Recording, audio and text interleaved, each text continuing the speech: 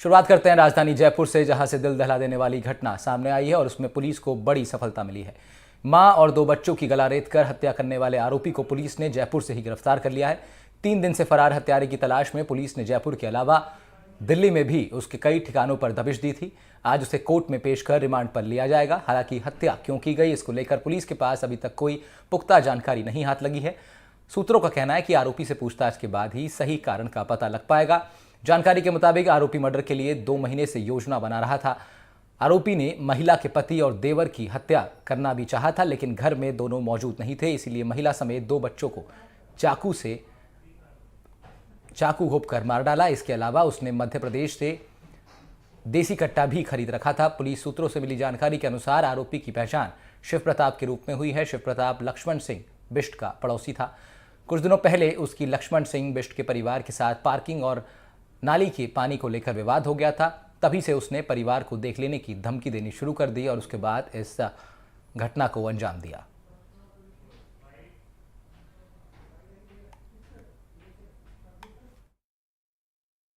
29/11 को जो triple murder हुआ था, उसमें हमारा जो जिला ईस्ट का जो टीम्स है, एडिशनल सीपी प्रथम, उनके मार्गदर्शन में त्वरित कार्रवाई करते हुए 48 घंटे के अंदर अंदर मुलजिम को दस्तयाब किया है, उसको गिरफ्तारी दिखाए। अभी उससे पूछताछ जारी है। उस घटनाक्रम के दौरान मृतका सुमन की हत्या करने के बाद दोनों बच्चे जग गया, उनको भी उन्होंने हत्या किया। उसके बाद वो प्लान ये था कि वहाँ इंतज़ार करें जब तक उसका पति आए, उसका भाई आए, तब उनका भी हत्या करें। लेकिन इस बीच में वो ननद आ गई, कोई टेम्पो आए थे, नीचे बच्चे को ट्यूशन भेजना था। इस चक्कर में वो एक्सपोज हो गया और उसको वहाँ से भागना पड़ा। यहाँ से भाग के वो गोवर्धन जी गया, वहाँ कुछ 1 दिन रहा, वहाँ से वापस जयपुर आ गया। जब जयपुर आ गया तब इनका टीम उनका पीछे लग गया और कल रात को उसको सिंधी कैंप के एरिया से पकड़ लिया।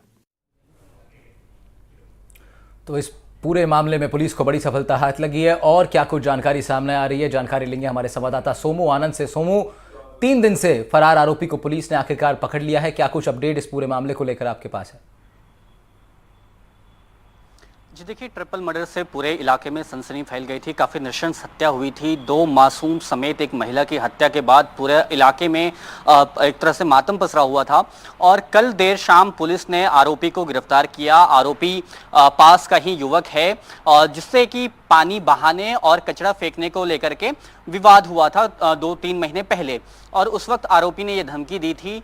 आरोपी का कोई आपराधिक इतिहास नहीं है, वो बहुत सामान्य परिवार से आता है, अखबार लोगों के घरों में पहुंचाता था। वो ऐसी इतनी बड़ी घटना को अंजाम देगा ये किसी ने सोचा नहीं था। लेकिन आरोपी ने जिस तरह से वो हत्या की है वो बहुत दिल दहला देने वाली है, क्योंकि मासूमों की भी हत्या की। जब सुमन को मारा, जो मृतका महिला है, उनको मारने के बाद जब बच्चे जग गए तो बच्चों की भी गला रेत करके हत्या कर दी।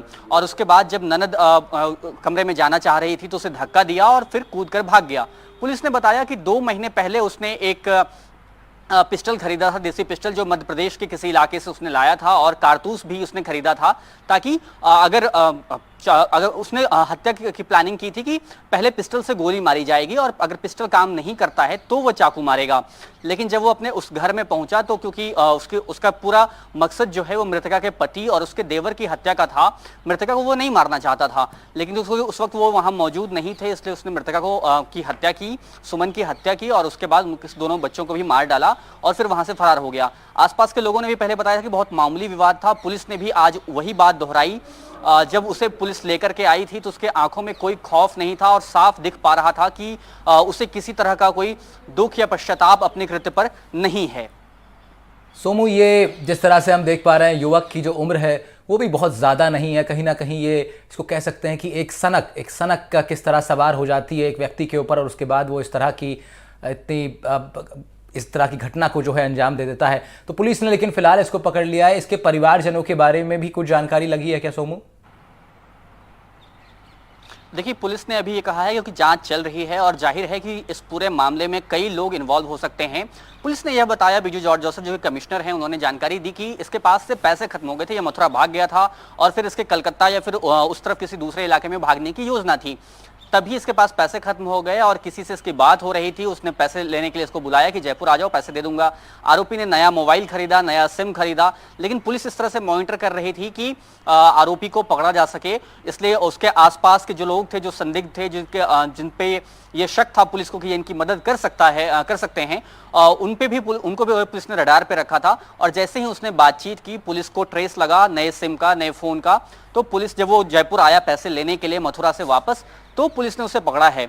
लेकिन क्योंकि स्थानीय लोगों ने भी कहा था कि इस मामले में कई लोग शामिल हो सकते हैं, पुलिस ने भी प्रारंभिक रूप से इसकी कोई जानकारी नहीं दी है, लेकिन ये जरूर बताया है कि इस मामले में अगर और भी कोई लोग संलिप्त होंगे, जिसने आर्थिक रूप से मदद की या फिर भागने में मदद की, उसे भी पुलिस जरूर पकड़ेगी और उससे पूछताछ करेगी। सोमू, क्योंकि ये मामला अब कोर्ट में है तो अब पुलिस को रिमांड की दरकार है। पुलिस को रिमांड अगर इसकी मिलती है तो कितने दिनों की रिमांड मिल सकती है और आगे की इसमें कानूनी कार्रवाई क्या कुछ होना है?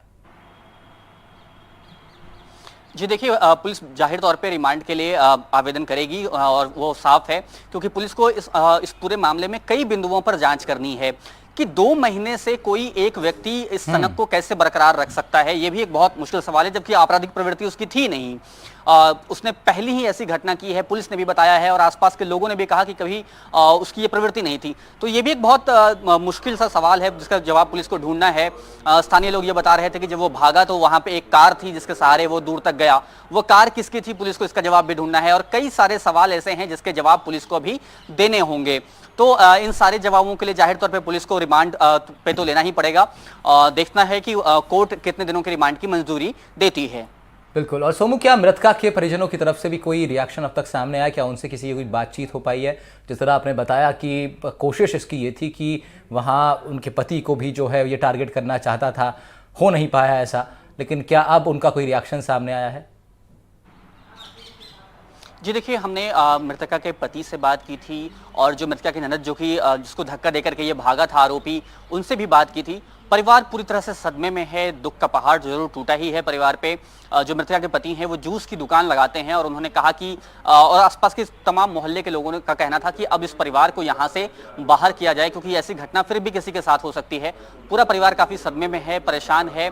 जाहिर तौर पर जिस परिवार के साथ इतनी बड़ी दुर्घटना हो उसकी स्थिति हम समझ ही सकते हैं। बिल्कुल सोमू, बहुत बहुत शुक्रिया आपका तमाम जानकारी के लिए। फिर आपके पास लौटेंगे हम जैसे ही इसमें कुछ और अपडेट आएगा।